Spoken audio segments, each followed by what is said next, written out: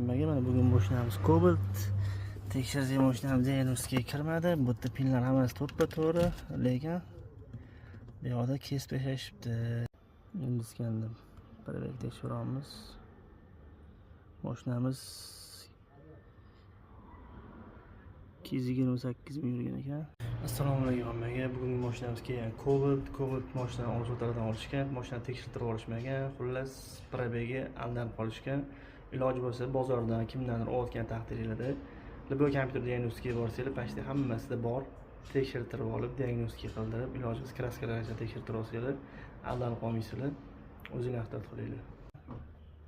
Bu yoqda 107 ming qo'yishibdi. Mashinamiz poli diagnostika qilib, rastonkalarni tozalab beramiz. Rastonkalar to'lib ketgan ekan, switchlari ham bo'lib ketgan ekan. Renko switchlarini qo'yib beramiz.